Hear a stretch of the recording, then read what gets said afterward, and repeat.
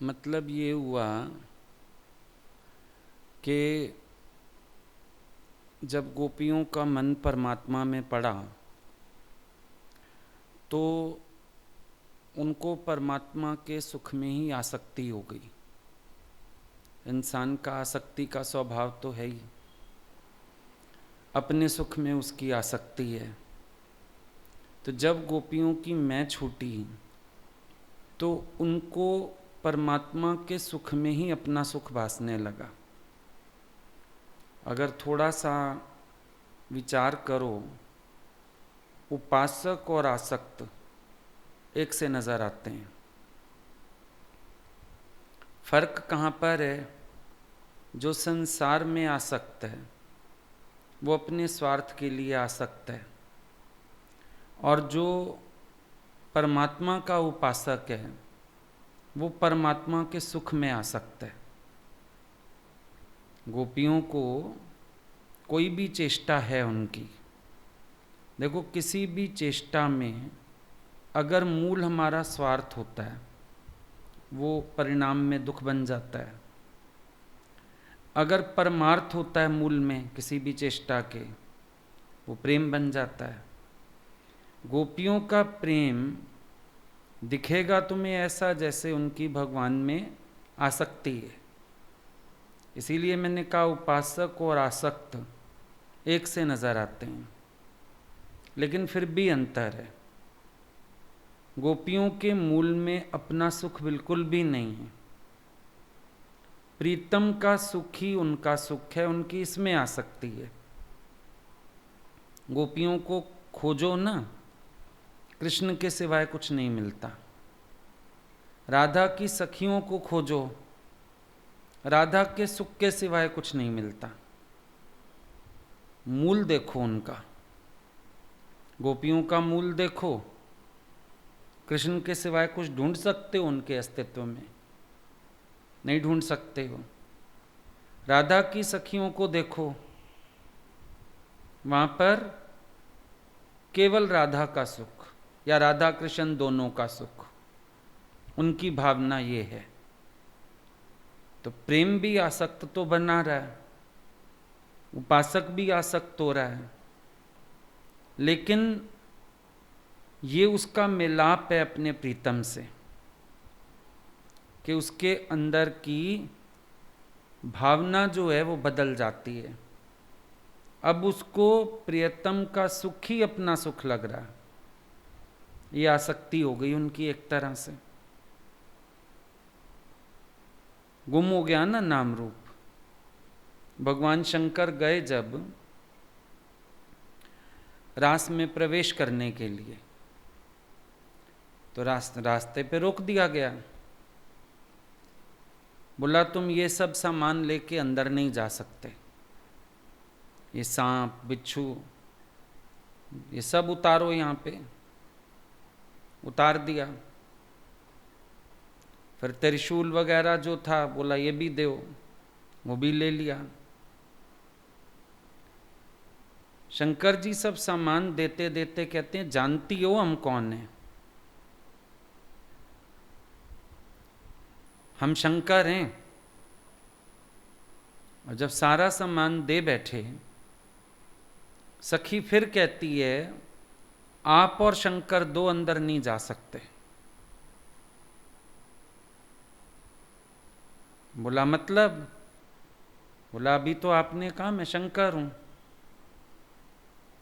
और हम आपको जानते हैं भगवान की सखी हैं, रास में तो सखी आएगी, दो तो हम अलाउ नहीं करेंगे। अब क्या करें? मानसरोवर में जाके स्नान किया, सखी रूप धारण किया, तब प्रवेश मिला। तो अर्थ क्या है कि नाम रूप जब तक रहेगा तब तक रस का आनंद नहीं आएगा। जब नाम रूप गुम होता है, अब इसीलिए देखो भागवत में गोपियों के नाम नहीं है, राधा की सखियों के नाम नहीं आते ना। क्यों नहीं आते? क्योंकि उन्होंने अपने को गुम कर दिया।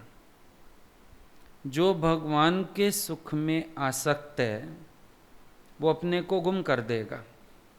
मेरे भगवान का सुख किस बात में है, मेरे भगवान का आनंद किस चीज़ में है, जब इस चीज़ का विचार करेंगे तो अपनी सुखासक्ति, अपना नाम रूप, ये सब गुम होने लगता है। उपासक भक्त वो भी सीढ़ी ज्ञान की चढ़ रहा है। जैसे अभी हमको यहाँ से 4th फ्लोर जाना हो, 5th फ्लोर जाना हो, आजकल तो 20-20 मंजिल बिल्डिंग है। एक व्यक्ति सीढ़ी चढ़ता है, एक लिफ्ट पकड़ता है, पहुंचेंगे दोनों उसी मंजिल पर। ऐसे ज्ञान से जब कोई सीढ़ियां चढ़ता है परिश्रम अधिक होता है, प्रेम से भी हम उसी मंजिल पर पहुंचते हैं लेकिन परिश्रम नहीं होता है। अब ऐसे हमको कहा जाए नाम रूप गुम करो, मुश्किल लगेगा। पर प्रभु के ध्यान में कब गुम हो जाता है पता नहीं चलता है। हम उनकी याद में कब खो जाते हैं पता नहीं चलता है। अपने सुख की कोई भावना नहीं रहती है, आनंद हो जाता है। तो ये चीज़ समझनी है। कई बार आपको भी लगता होगा, कई बार संसार के लोग भी कह देते हैं ये भी तो आसक्ति हो गई, पहले दुनिया में थी अब भगवान में है। लेकिन फर्क है दोनों में। फर्क भावना का है, भावना से ही हम सीढ़ी चढ़ रहे हैं। यहाँ पर जो हम उन्नति कर रहे हैं भावना से ही तो कर रहे हैं। वहाँ पर हमारा अपना स्वार्थ आगे होता था और यहाँ पर हमारा स्वार्थ रत्ती भर भी नहीं रहता है। वहाँ हम सोचते थे हमको सुख मिले, जब भगवान के सुख में अपना सुख डाल लिया आसक्ति ने भी रूप बदल लिया। जैसे एक बच्चा है, माँ को उस बच्चे के सुख में सुख मिलता है तो उसकी आसक्ति कहाँ हो गई, बच्चे के सुख में आसक्ति हो गई, अपना सुख भूल गई, बच्चे के सुख में आसक्ति हो गई। ऐसे जो भक्त होता है उसको भगवान के सुख में आसक्ति हो जाती है, अपना सुख भूल जाता है। क्योंकि प्रेम में ये भी बड़ा चक्कर है कि अगर अपने सुख की भावना करो फिर ईश्वर से मन निकल जाता है। जब अपने सुख की भावना होने लगती है, मेरा सुख किस बात में, मुझे ऐसे सुख मिलेगा, जैसे ही हम इस तरफ मुड़ते हैं तो फिर हम परमात्मा से विमुख होने लगते हैं। अपना सुख, अपना स्वार्थ हमेशा आपको भगवान से विमुख करेगा। और जब आपकी आसक्ति भगवान के सुख में हो जाती है तो आप अपने को हर तरह से पलटा भी खिला पाते हो। अब शिव जी रूप भी बदल बैठे, किस लिए बदल लिया, प्रीतम के सुख में आसक्ति है कि वो कैसा देखना चाहते हैं, वो कैसा प्रवेश देंगे अपनी लीला में। उनके सुख के कारण उन्होंने अपने आप को बदल दिया। पता है अपने लिए भी बदलना कठिन होता है, पर जब प्रेम हो जाए किसी से तो प्रेम में अपने आप को बदलना भी सरल होता है। अनुभव करके देखना, अपने लिए आपको कोई बदलने को बोलेगा ना, मुश्किल ही बदलते हो। कई जगह देखो पति लापरवाह होते हैं दवाई में, परहेज में, औरतें फिर कहती हैं अच्छा अपने लिए नहीं मेरे लिए तो जियो, मेरे लिए ठीक हो जाओ, इन बच्चों का मुंह देख लो। किसका वास्ता दे रही है, प्रेम का वास्ता दे रही है। अपने से तो अगला कई बार हिम्मत हार जाता है, मुझे अब जीना ही नहीं है, क्या करना है जी के, ठीक है इससे अच्छा मर जाऊं। पर उसको क्या वास्ता देते हैं, प्रेम का वास्ता देते हैं। कहते हैं भाई तू अपने लिए नहीं इनके लिए जी, पत्नी कहती है मेरे लिए जी, बच्चे कहते हैं मेरे लिए जी। फिर प्रेम में वो अपने को मोड़ पाता है। वैसे मोड़ना मुश्किल है। शादी होती है, पत्नी कहती है आप मुझे ऐसे अच्छे नहीं लगते, वॉक करने जाओ, परहेज करो, हैंडसम बनो, मुझे आप वैसे अच्छे लगोगे। बदलता है ना फिर अपने को। पत्नी को पति कह देता है, फिर बदलती है ना अपने को, उसके कारण बदलती है। सगाई हो गई, लड़के ने कह दिया तुम्हारा तो वेट ज़्यादा है, बेडोल लगती हो। देखो सवेरे 5 बजे उठ के दौड़ लगानी शुरू। देखते होगे तुम लोग भी वॉक पे, वो कोच बाइक पे, वो लड़की पैदल भागी जा रही है। इतना रूप बदल लिया, किस लिए? प्रेम में। पहले सब कह कह थक गए, नहीं मानी, मेरे से नहीं होता, अपने से भी मन नहीं था, पर प्रेम में बदल गई। प्रेम में क्यों बदल गई?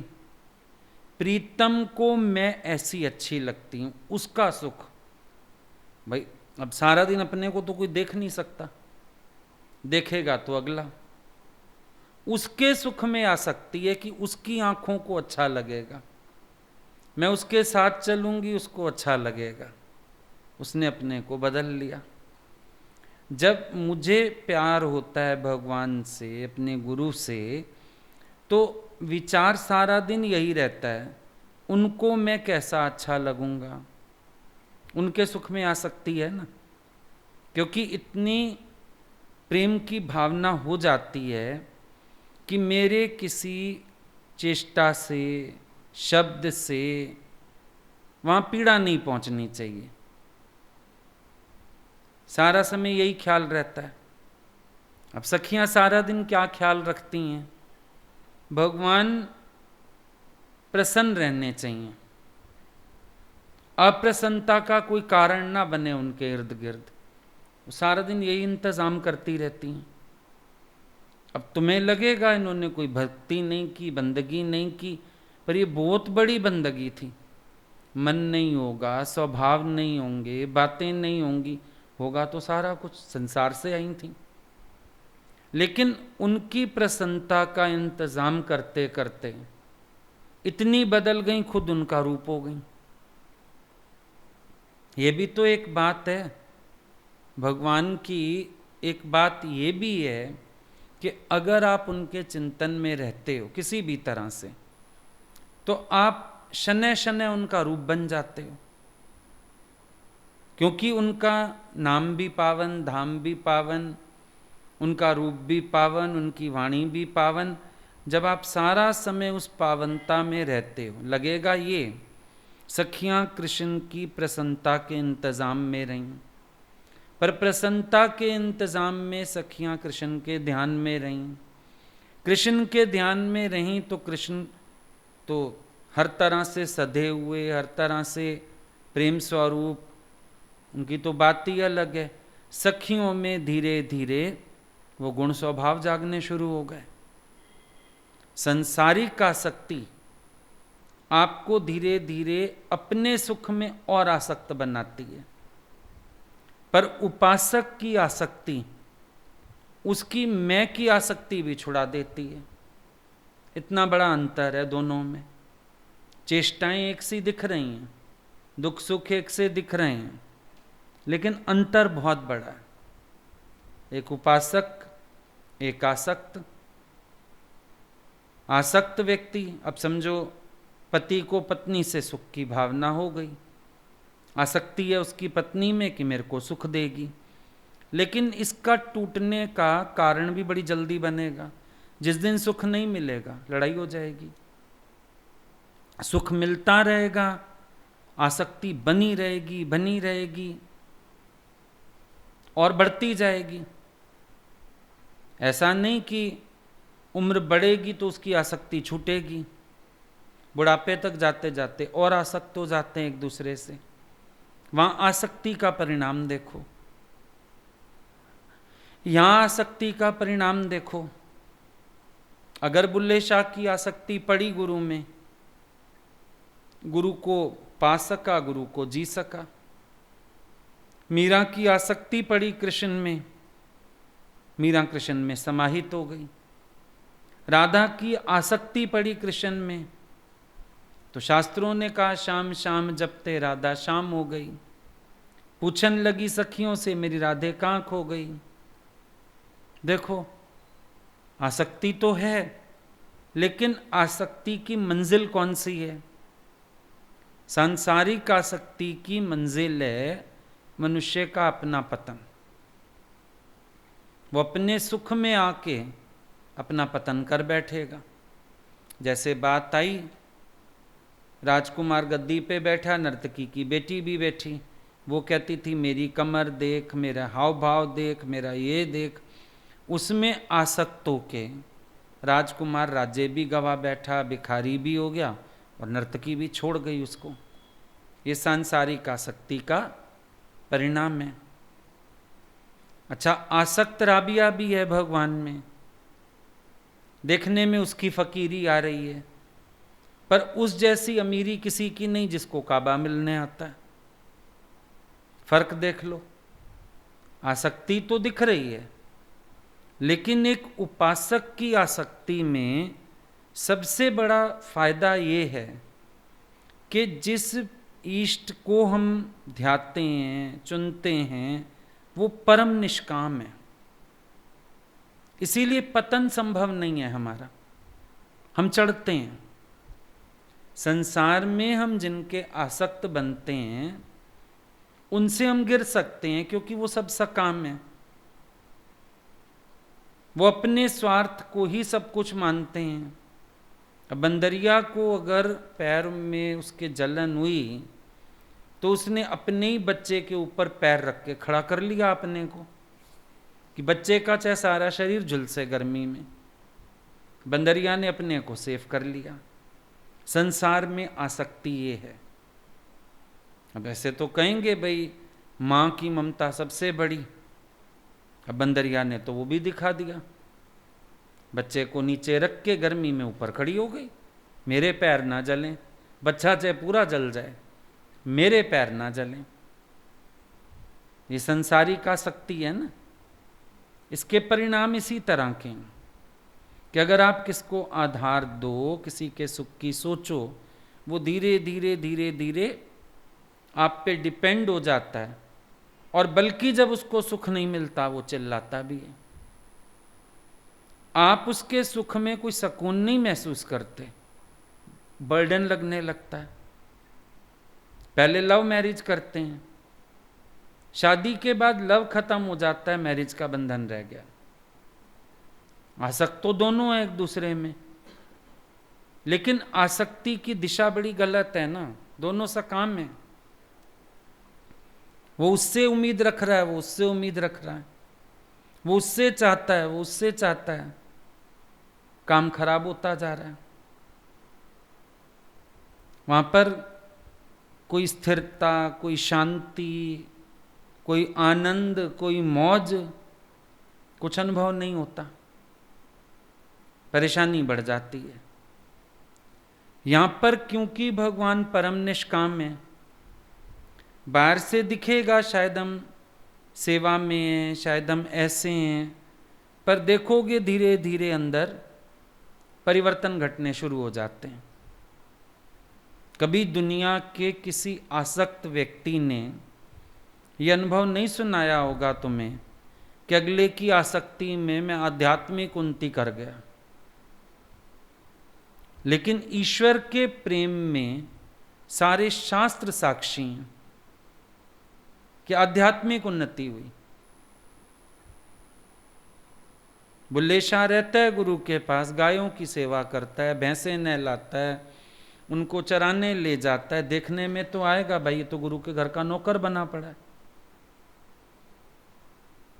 लेकिन जब बैठता है गुरु की महफिल में, भजन गाता है, गुरु की नज़र मिलती है, गुरु की रूहानियत मिलती है, गुरु ने अपनी झोपड़ी में पूरा काबा दिखा दिया है, अब ये अनुभव सिर्फ उसके पास है। भगवान भी तो ऋण नहीं रखता ना किसी का। सांसारिक लोगों की तरह थोड़ी है, मुझे मुफ्त के नौकर चाकर मिल गए, चलो भैया सबको सेवा में लगाओ और ऐश की जिंदगी जियो। भगवान को तो ऋण महसूस होता है। वो इसीलिए समय समय पर अनुभव अनुभूतियां कराता रहता है और आध्यात्मिक उन्नति की एक सीढ़ी चढ़ाता रहता है। दूसरी तरफ क्योंकि वो परम निष्काम है, उसका चिंतन करने से भी हम लोगों के अंदर के सकामताएं मरती जाती हैं। अब तुम अनुभव करो, तुम गुरु के लिए कुछ बनाओ करो, अगर कोई उनके कमरे में बैठा है वो बोले इसको भी खिलाओ, कुड़ते हो? गुस्सा आता है कभी? ये वहाँ क्यों बैठा था, इसको भी खाना था। उतने ही प्यार से, आप हैरान होंगे, आपका स्वभाव नहीं होगा ऐसा, लेकिन आप उतने ही प्यार से अगले को भी खिलाओगे और उतनी प्रसन्नता अनुभव करोगे। कैसे हुआ? प्यारे के सुख में आ सकती है कि उनको मन है इसको खिलाओ, बहुत प्यार से खिलाओ इसको। अब कहने में तुमने क्या किया? प्यारे के सुख में आसक्ति रखी।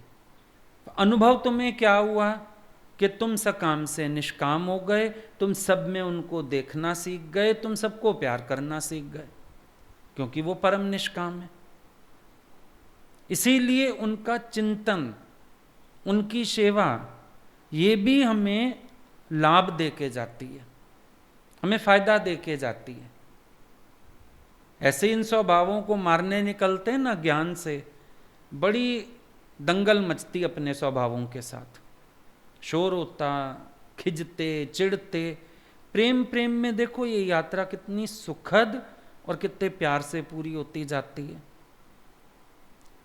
अगर तुम याद करो जब पहले दिन गुरु तक पहुंचे और आज देखो अपने को आईने में, तुम्हें जमीन आसमान का अंतर खुद को ही मिलेगा। और क्या आ गया तुम्हारे अंदर? निर्गुण के गुण तुम्हारे अंदर आते जा रहे हैं। जो हमारा, हम कहते हैं ना, मोहे निर्गुण जियो सब गुण तेरे। अब कितना फर्क है, एक भगवान जो गुणातीत है, निर्गुण, सब गुणों का स्वामी, एक निर्गुण हम थे जिसमें कोई गुण नाम की चीज नहीं थी। दोनों निर्गुण में फर्क है। और हमारा निर्गुण पना मना अवगुण पना ही था, अवगुण ही थे ना। लेकिन अभी क्या फील होता है? भगवान के गुण अंदर आते जाते हैं। जैसे उनके धीरज से हम धीरज सीख जाते हैं। मान लो चिंतन करते हैं हम किसी बात का उनकी, तो उनके धीरज से हम धीरज सीख जाते हैं। अभी गुरु जी की बात हम बताते हैं, भाई वो लड़की आई दंदनाती हुई, वो कौन होती हैं कहने वाली? प्यार से कहते हैं वो भगवान होती हैं, चाय पी रहे थे। अब अगर इस लीला का हम चिंतन करते हैं उनकी, तो क्या होता है? अपने अंदर कितनी ग्रंथियां खुलती हैं, अपने अंदर कितना धीरज आता है। ना उन्होंने अगले के लिए कुछ गलत कहा, ना इसको कुछ गलत कहा, प्यार से बोध दे दिया एक। ना खुद विक्षिप्तता में आए, पहले उससे पूछते क्या हुआ बता, फिर वो ऐसे कह रही हैं, फिर उसके लिए गुस्सा आता, फिर इसको बोलते चल तू छोड़। अब एक लीला का मतलब चिंतन करो खाली, अपने स्वभाव में कितना ड्रास्टिक चेंज आता है। किसी बात में पढ़ने का कोई फायदा नहीं, सबको भगवान दिखा के छुट्टी पाओ। अपनी भी छुट्टी करो, इनकी भी छुट्टी करो। किसी से उलझने की आवश्यकता नहीं। सुनेंगे क्या? जिसके जो सुनाएगा जगत ही तो सुनाएगा। हर कोई अपने एटीट्यूड से अपने को राइट ही तो सिद्ध करेगा, लेकिन कोई हल तो नहीं है। सबको भगवान दिखाओ, इतना आसान हो जाता है। गुरु की बात का विचार करो ना खाली, क्योंकि वो खुद इतने धनी हैं इन चीज़ों के। उनका विचार करो, उनकी लीला का विचार करो, अपने अंदर ब्लैंक आ जाता है सारा, छुट्टी, सारी स्लेट साफ। जरा सा विचार, उनको आंखों के आगे रख लो, उनकी बात का ख्याल कर लो, बात खत्म हो गई। अब कहने में हम कहेंगे कुछ भी, लेकिन फायदा थोड़ी होगा। फिर अगला कहेगा आप मुझे सही कहो, अगले को गलत कहो। अगला कहेगा आप मुझे सही कहो, उसको गलत कहो। भाई ना सही है ना गलत है, वो कौन होती हैं कहने वाली? वो भगवान होती हैं। चलो, पर्दा पड़ गया सारी बात पे। फिर उनकी स्थिति उनके साथ, लेकिन अपने अपने को देखें। अगर प्रबोध हमने सामने वाले को दिया, वो भगवान होती हैं। प्रबोध अपने मन को भी मिला। अब मेरे मन ने भी नाम रूप छोड़ा ना, अगले के कर्म का चिंतन छोड़ा, बात बन गई, आसानी से बन गई। तो ये जो उपासक की आसक्ति दिखती है ना, ये उसकी आध्यात्मिक उन्नति करती है असल में। इसीलिए स्वरूप आसक्ति को भक्ति कह दिया शास्त्रों ने।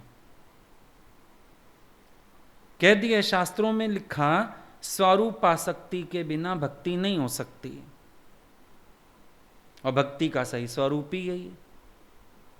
आप भगवान से जुड़ जाओ, आप भगवान का रूप हो जाओ। इजी हो गया, कंफर्टेबल हो गया। ऐसे कितना शोर होता एक एक चीज में बनाने में अपने को, अभी कितना सही हो गया। सिर्फ एक विचार बदलता जाता है। और किससे बदले? संसार में, संसार के एक विचार से संसार का दूसरा विचार बदलता है। भक्ति में संसार का हर विचार परमात्मा से बदलता है। ये फर्क है। अब वहां विचार बदलना है। समझो किसी के घर में डेथ हो गया, लोग विचार कैसे बदलते हैं? चल पति चला गया, कोई बात नहीं, बेटा तो है। संसार से संसार बदला। भक्त कहेगा ये तो झूठा पति कहावे। मीरा का पति चला गया, मीरा ने अपने को महल से धीरज दिया, पैसों से धीरज दिया, हीरे मोतियों से धीरज दिया, देवर जेठ से, किससे धीरज दिया? मीरा तो पहले ही कह रही है झूठा पति कहावे, तो झूठा था चला गया जो। भक्त का विचार पहले से ही बदला हुआ है, और भूले भटके विचार आ भी गया, समझो आ गया, तो भी वो भगवान के विचार से बदलेगा। दूजी बात क्यों सोचने लगा हो? अब आसक्ति का रूप देखो तुम, कितना प्यारा हो जाता है। अब ये आसक्ति कोई बुरी नहीं है। देखो, ईश्वर के बनाए हुए कोई भी भाव बुरे नहीं है, लगाए हमने गलत जगह है। आसक्ति भी अच्छी बनाई उसने, बहुत अच्छी है आसक्ति। अब इतना मन गोपियों का आसक्त ना होता, ज्ञान उनके बस का नहीं था, जीवन तो खत्म हो जाता। उन्होंने भगवान के इस भाव का फायदा उठाया। भगवान ने जो आसक्ति का भाव बनाया है ना, गोपियों ने इस भाव का पूरा फायदा उठाया। खूब आसक्त हो गई भगवान में, खूब मन रख लिया भगवान में। अब ना ज्ञान ध्यान जरूरत पड़ा, ना कुछ जरूरत पड़ा। उधो भी आया, लेकिन वो कहती हैं उधो जिथे साडी लगी है तो लगी रहने दे। भले लोग ठगी कहन दे, पर जिथे साडी लगी है तो लगी रहने दे। भैया हमारी जहां लगी है तो वही लगी रहने दे, छोड़ परे क्या चक्कर में पड़ रहा है? हमारे बस का है ही नहीं ज्ञान ध्यान। भगवान को ही कहने लगी तुम, अब वो कह रहे तुम दुखी हो, कहती हैं तुम दिल का दर्द समझते हो लोगों को, मगर पहचान नहीं। इनको पहचान नहीं है लोगों को, तुम दिल का दर्द समझते हो, हमें तो पता है कि तुम दिल का दर्द समझते हो। उसको ही भगा दिया। अब नहीं तो उन बेचारियों को अगर अष्टावक्र गीता पढ़नी पड़ती, कुछ और पढ़ना पड़ता, क्या करती? समझ ही कुछ ना आता। लेकिन आसक्ति के भाव का उन्होंने भरपूर फायदा उठाया। सारी आसक्ति अपने प्यारे में डाल ली, अपने भगवान में डाल ली। अब जिसका मन भगवान में आसक्त हुआ वो भगवत स्वरूप हो गया।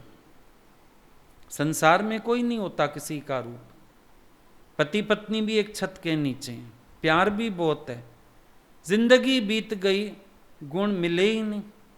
पंडित ने पता नहीं कौन से मिलाए, पर वैसे मिला कोई भी नहीं। आखिर तक दोनों एक दूसरे को ठीक ही करते रह जाते हैं, वो मिलते मिलते साइड से ही निकल जाते हैं। एक गुण भी नहीं मिला पाए।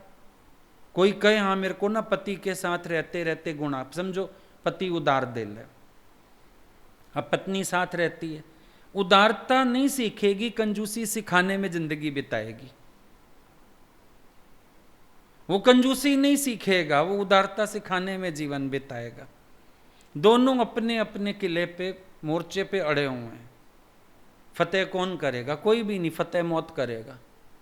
बंदा जाएगा तो स्वभाव भी जाएगा, सिर जाएगा तो स्वभाव, कहावतें बन गई, फिर सिर जाए तो स्वभाव जाए, चलो खत्म हो गई बात।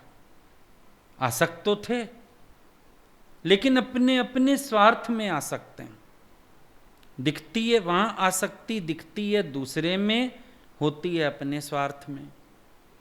यहां दिखती है आसक्ति भगवान में, लेकिन भगवान के सुख में आसक्ति है, अपने सुख में आसक्ति नहीं। ये डिफरेंस है।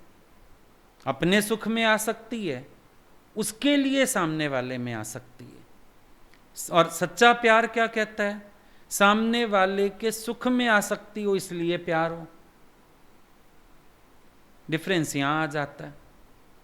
तो दोनों के रास्ते अलग हो जाते हैं, वहां यहां मंजिल एक हो जाती है।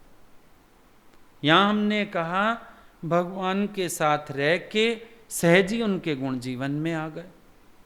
उनको देखते देखते, उनको समझते समझते उनके गुण जीवन में आ गए, हम उनको जीने लगे। संसार में कोई कहता है, कोई पति पत्नी कहें हम एक दूसरे को जीने लगे, फिर कहते हैं हम गुजारा करते रहे, सारी जिंदगी मैंने गुजारा किया, धन्य मैं था तेरे साथ गुजारा किया, ये धन्य मैं थी तेरे साथ गुजारा किया। आखिर ऐसी क्या मुसीबत आन पड़ी? स्वार्थ की मुसीबत आन पड़ी। हर एक के पास अपना स्वार्थ था। आसक्ति का कारण भी अपना अपना स्वार्थ था। जहां से मेरा स्वार्थ पूरा हो सके वहां मेरी आसक्ति। प्रेम का रूप बिगड़ गया। लेकिन भगवान में मन रख के हम कितने सुखी हुए, कितना आनंद हुआ भगवान में मन रख के, कि हमारा अपना सुख स्वार्थ तो दूर की बात, अपनी मैं ही भूल गई। शिव जी ने अपना रूप ही बदल लिया। सारा स्वरूप चेंज हो जाता है प्रेम में। जहां प्रेम है, जहां भक्ति है, वहां की आसक्ति भी सुखदाई है। हम उस आसक्ति को भी दुखदाई नहीं कह सकते हैं। स्वासक्ति भी सुखदाई है। उसमें भी हमारे अंदर कहीं ना कहीं परिवर्तन आ रहे हैं। हम नहीं रह जाते। हम भगवान को शुरू में लगता है जैसे हम उनके सुख के लिए कर रहे हैं, फिर समझ आता है कि उनका सुख ही तो मेरा सुख है। अगर उनको सुख ना हो, मेरे को सुख रहेगा क्या? फिर कहां रहेगा? अब भगवान का सुख है, सुदामा को भाई चावल खाऊं और राज दे दूं। एक मुट्ठी खाई, कोई कुछ नहीं बोला, दो खाई, तीसरी पे बस रुक्मणी को यूं रोकना पड़ा कि हम सारे कहां रहेंगे, फिर आप 3 लोग की उसको दे दोगे तो। लेकिन वो जानती हैं कि इनका सुख है सुदामा को सुखी करने में, इसीलिए मुस्कुरा के लीला देखती रही। और दिल क्यों बड़ी हो जाती है तुम्हारी? जब तुम बैठे रहो गुरु के पास, गुरु किसी को प्यार कर रहा है, किसी को गिफ्ट दे रहा है, किसी को कुछ कह रहा है, समझो कोई बात ऐसी है, तो तुम क्यों खुश होते रहते हैं? तुम सिर्फ उनके चेहरे की खुशी देख के खुश होते रहते हैं। धीरे धीरे तुम्हारी पसंद नापसंद खत्म ही हो जाती है। बस जो उनको अच्छा लग रहा है वो हमको अच्छा लग रहा है। एक नहीं, जैसे देखोगे निर्विचार सी अवस्था, एक लहर में बहना आ गया तुम्हें, चलते चलो, जो करा रहे हैं, जो उनको अच्छा लग रहा है, ऐसे लगता है अपने दिमाग ने बिल्कुल विश्राम पा लिया। हमें सोचना ही नहीं है, गुण अवगुण, अच्छा बुरा कुछ नहीं सोचना। बस लगता है उनको अच्छा लग रहा है इसलिए अच्छा है।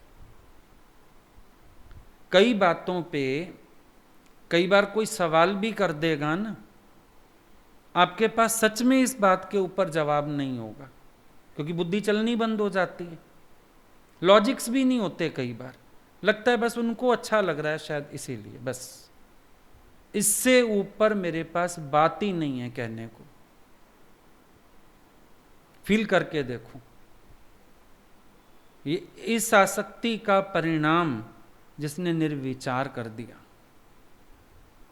कोई विचार ही नहीं है मेरे पास अपना, कोई खेचल ही नहीं है मेरे पास अपनी।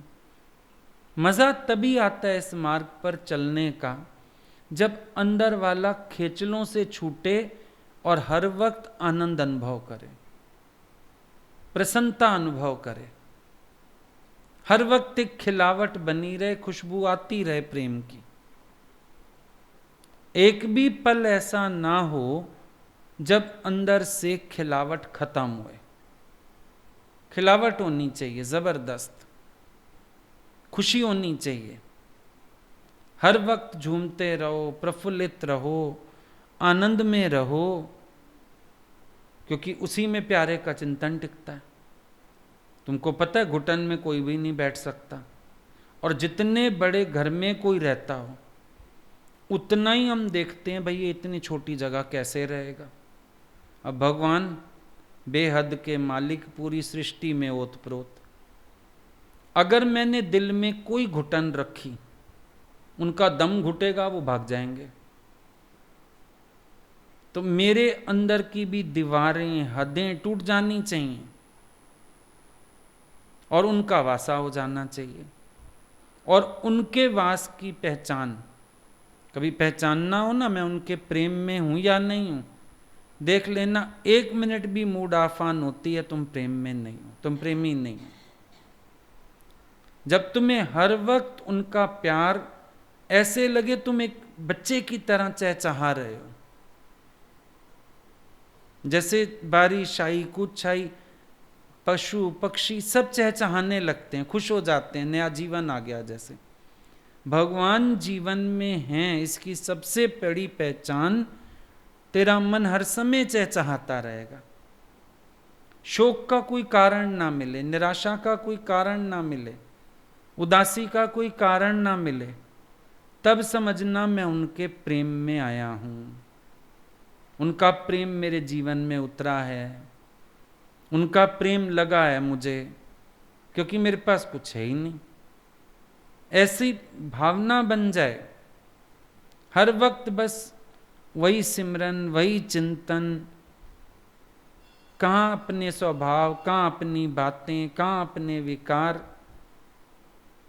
कोई खेचल ना रहे। जब जीवन में अपनी खेचल खत्म हो तब उनको जीना शुरू करोगे ना। उपासक की स्थिति आसक्त की तरह होनी चाहिए, वरना क्या उपासना।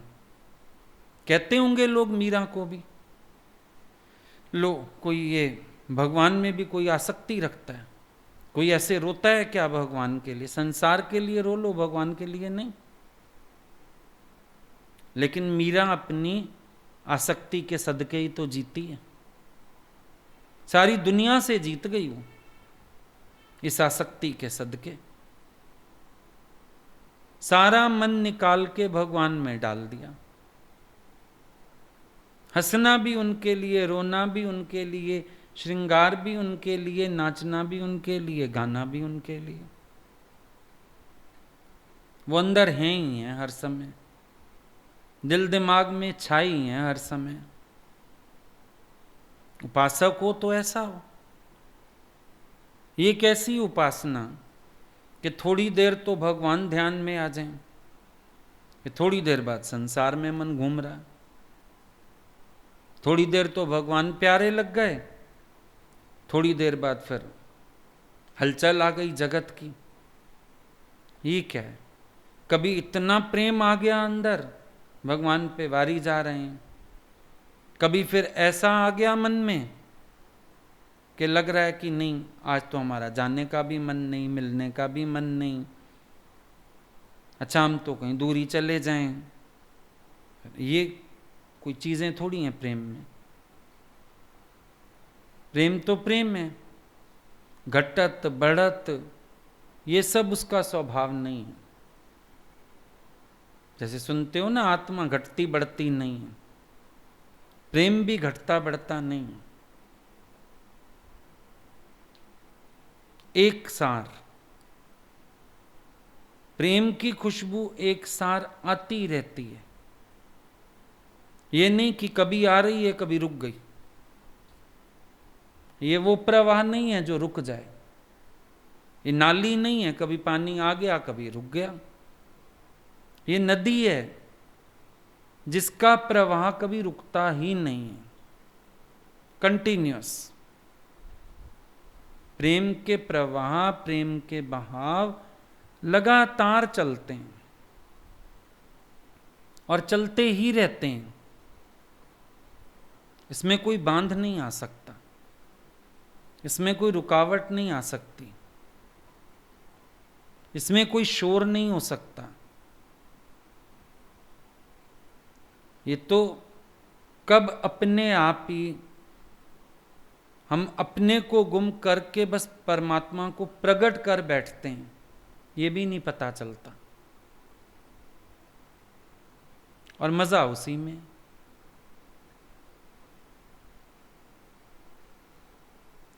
ये कोई मजे वाली बात ही नहीं है जिसमें हमारा प्रेम ऊपर नीचे होता रहे। और फिर एक बात और देखना, सांसारिक आसक्ति है, उसमें बदलावट है। भाई आज पति से सुख मिल रहा है, पति में आसक्ति है, कल बेटे से मिल रहा है उसमें, परसों धन से सुख मिल रहा है उसमें। आसक्ति का केंद्र संसार में बदलता है, पर भगवान में आसक्ति हो जाए ना, कोई कारण बन जाए दुनिया के, कोई कारण बन जाए, भक्त की आसक्ति खत्म नहीं होती है। वो आसक्ति का केंद्र नहीं बदलता कि चलो अब तू नहीं तो और सही, और नहीं तो और। लोगों ने तो भक्ति में भी पखंड मचाया हुआ है। भाई अभी एक देवता को पूज रहे हैं, इच्छा पूरी नहीं हुई, चल दूसरे को। आज एक के व्रत कर रहे हैं, चलो इच्छा पूरी नहीं हुई, अभी दूसरे के। लेकिन भक्ति में ऐसा नहीं होता, सच्ची भक्ति हो तो वहां फिर एक जगह सिर दे दिया तो दे दिया, और कोई बात ही नहीं। पहले सोच समझ के दिया सिर, ऐसे ही नहीं किसी को भी दे दिया। पर जब समर्थ कोई मिल गया जीवन में, बस उसके बाद कोई बात नहीं। गोपियों को अब कोई नहीं चाहिए, एक मन रख लिया भगवान में। कहते हैं उदो मन्ना भयो 10-20, एक हूं तो गयो श्याम संग कौना राधेश। एक ही मन था और वो गया भगवान के संग। अब कौन आराधेश, हमारे पास और सेकंड मन भी नहीं है जिससे किसी इष्ट की आराधना कर लें, कुछ कर लें, कुछ भी नहीं। तभी भक्त ने गाया कि भगवान मेरी आस यही अरदास यही। क्या आस है, क्या अरदास है कि अपने दिल की कहानी सुनाया करूं, और तुम रूठो और मैं तुमको मनाया करूं।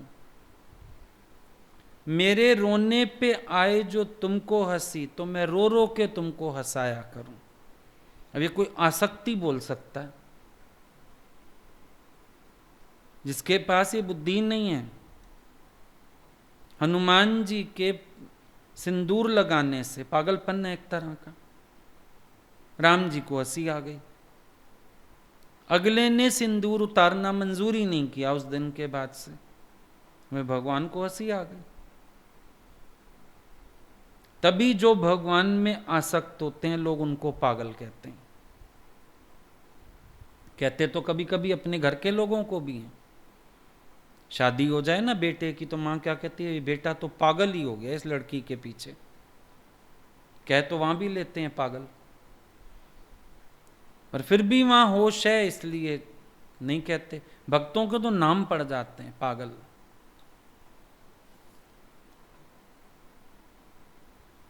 क्योंकि बातें भी कभी कभी अजीब सी हैं। अब वो एक संत खड़ा होके कहानी सुना रहा था,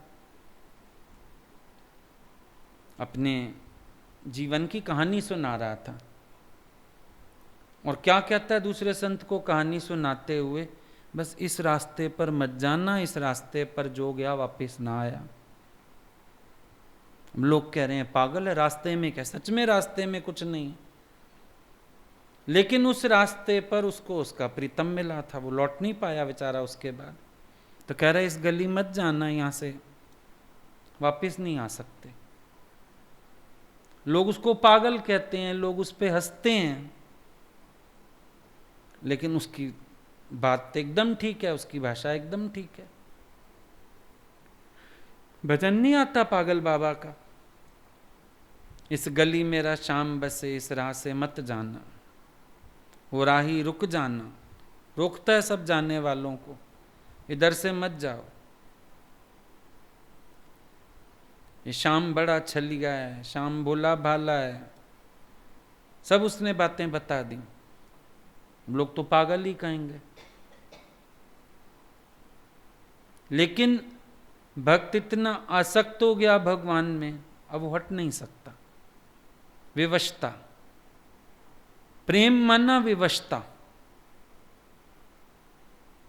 विवश कर दे प्रेम आपको। आप रह ना सको, आप छोड़ ना सको, आप अपने को बदल डालो, आप अपना कोई विचार ना रख पाओ, अपना कहीं स्वार्थ ना सोच पाओ, जैसे गोपियां विवश हैं। प्रेम माना जो विवश बना दे,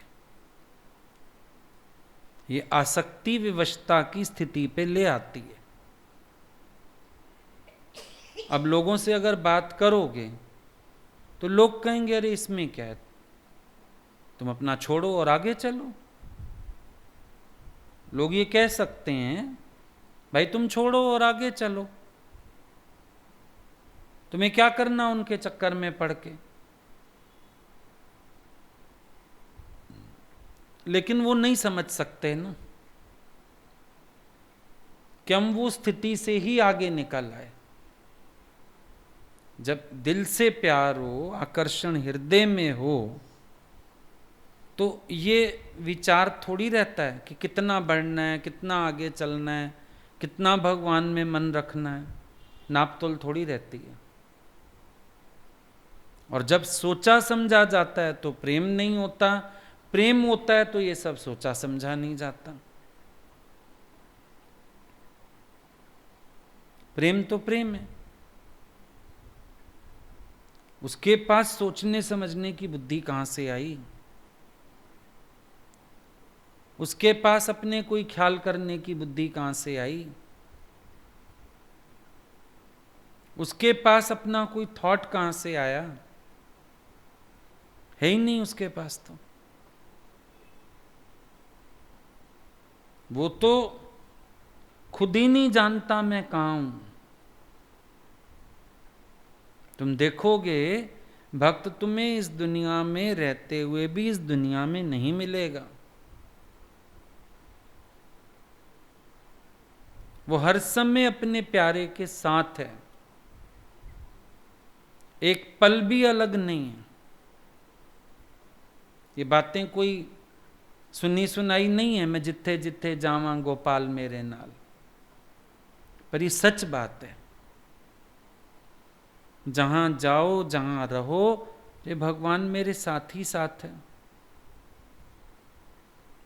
अलग होता ही नहीं। कहां अलग है?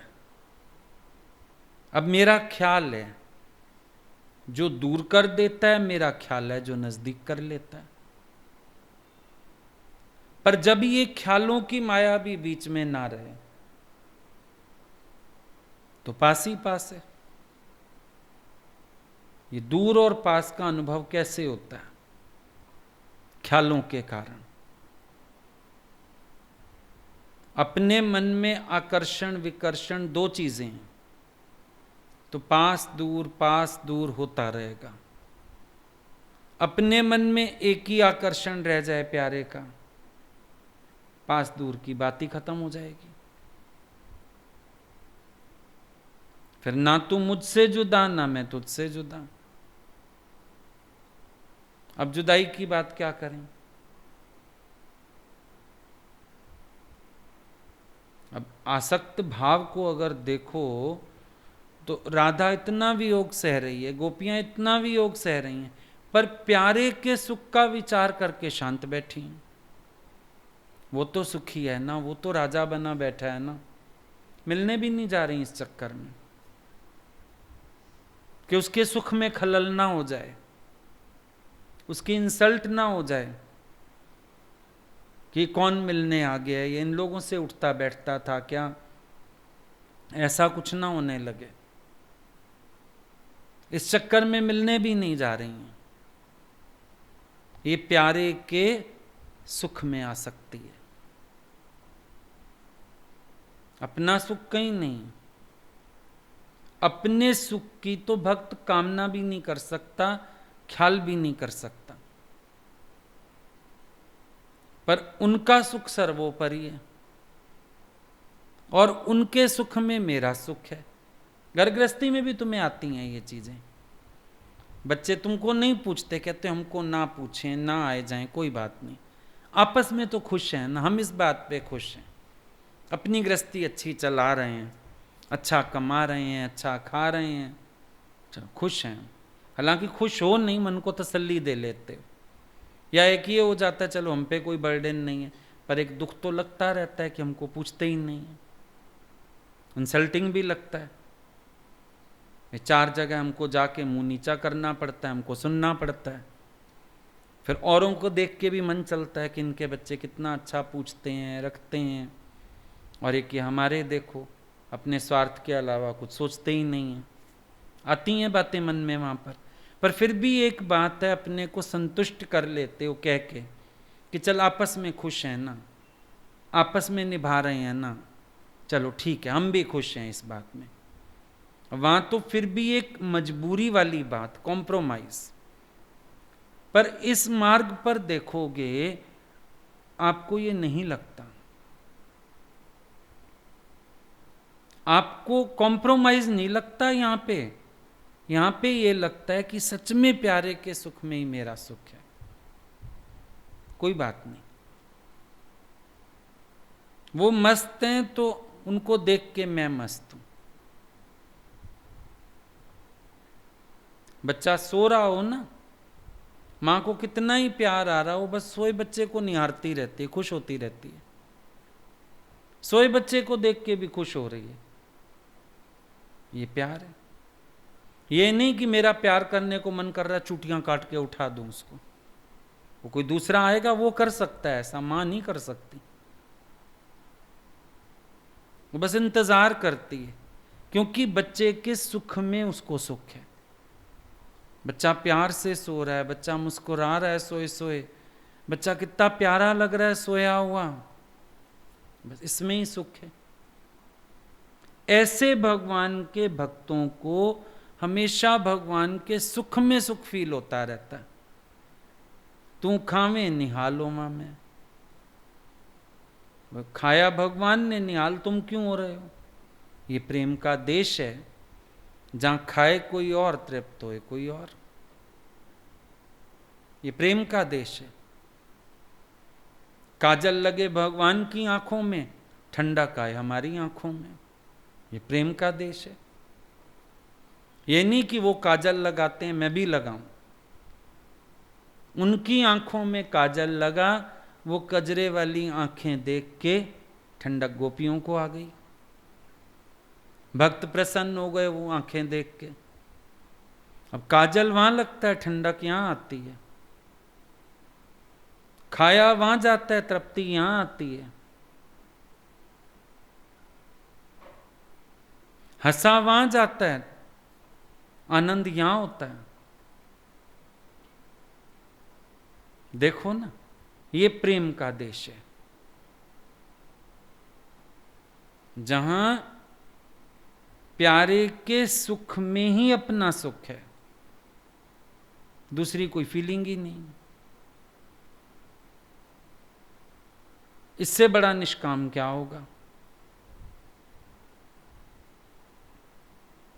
ज्ञानी तो चलो बैठ गया जड़ होकर के, वो बोलेगा मैं तो बैठा हूं, हर समय समाधि में बैठा हूं, करने योग्य कुछ नहीं रहा। पर भक्त की निष्कामता देखो, कर भी सब रहा लेकिन सुख पहुंचाने के लिए, अकर्मण्य होके भी नहीं बैठा। ज्ञानी तुम्हें अधिकतर मिल जाएंगे अकर्मण्य होके बैठे हुए, क्या करना है क्या नहीं करना है, सब हो रहा है, वो ऐसे बैठ जाएगा। जो उसके बेसिक कर्म है कभी कभी उनसे भी तुमको विमुख ही दिखेगा। लेकिन गोपियां एक दिन भी ठंडी होके नहीं बैठी, निरुत्साहित नहीं बैठी, समाधि में नहीं बैठी, सब कर रही हैं भगवान के लिए। रोज मक्खन बन रहा है, रोज काम हो रहे हैं, सब हो रहा है, लेकिन किसके लिए? प्यारे को सुख पहुंचाने के लिए। अपना सुख न दारद है, भगवान के सुख के लिए सब करना है। अब ये उनका कर्म में अकर्म है, कर्म में अकर्म है, ये समाधि है उनकी, ये निष्कामता कहलाएगी उनकी। जब मुझे अपने लिए कुछ नहीं चाहिए, भगवान के सुख के लिए, ये निष्कामता। वैसे निष्काम होना बड़ा मुश्किल, निष्काम होके भी मैं आ जाती है इंसान को, सोचने लगता है मुझे क्या मिला, मुझे क्या मिलेगा, और कुछ नहीं लगता है मैं निष्काम हूं, लोग ये तो समझें, यही प्रशंसा मिले, ये तो बड़ा निष्कामी है। लेकिन भक्त के अंदर ये भी नहीं, मैं निष्कामी हूं ये भी ख्याल नहीं। तभी बोला मशालची और पंडित दोनों की एक ही स्थिति है। रोशनी दूसरे को दिखा रहे हैं, अपना मुंह अंधेरे में ही। मशालची होता है ना, मशाल लेके चलता है, उसका अपना मुंह अंधेरे में ही। बारात में देखा होगा वो जो बैंड वाले आते हैं, लाइट वाले, सिर पे लाइटें रख के चलते हैं, उनका मुंह अंधेरे में है, पूरी बारात में रोशनी फैली हुई है, उनके अपने पर तो शैडोज ही आ जाती हैं। मशालची और ये पंडित ज्ञानी, क्योंकि कहीं ना कहीं स्वार्थ आ जाता है। पूरी तरह निस्वार्थ पूर्ण निष्काम एक भक्त होता है, जो अकर्मण्य भी नहीं है पर कर्म करत होए निष्कामी, क्योंकि अपना कोई स्वार्थ बीच में नहीं है। तो देखने में आ सकता है भाई एक उपासक की स्थिति तो आसक्त जैसी है, भले देखने में आए, कोई हर्ज नहीं, लेकिन परिणाम बहुत फर्क है, अंतर जमीन आसमान का है। और अंदर भी उपासक के आनंद है, वहां आसक्ति रख के भी कलेश है, दुख सुख है। यहां किसी के पीछे भाग रहा है भगत, भाग रहा है भाग रहा है, एक दिन प्राप्ति यही है कि वही समाहित हो जाता है, अपनी मैं खत्म हो जाती है, 8 पैर की समाधि हो जाती है। वहां भाग भाग भाग भाग दुनिया से इंसान चला जाता है, हाथ कुछ भी नहीं आता। तो उपासक अगर आसक्त है तो बहुत अच्छी स्थिति है। वहां वृंदावन की तरफ तो बोलते हैं उपासक आसक्त दंपति को सुख। उपासक की आसक्ति किसमें है? राधा कृष्ण दंपति को सुख, उनके सुख में उपासक की आसक्ति है। वहां ऐसी लाइनें भी बोली जाती हैं। तो मतलब यही निकलता है कि परमात्मा के इष्ट के सुख में आसक्ति हो जाए, ये सच्ची उपासना है। बल्कि आई बात समझ में?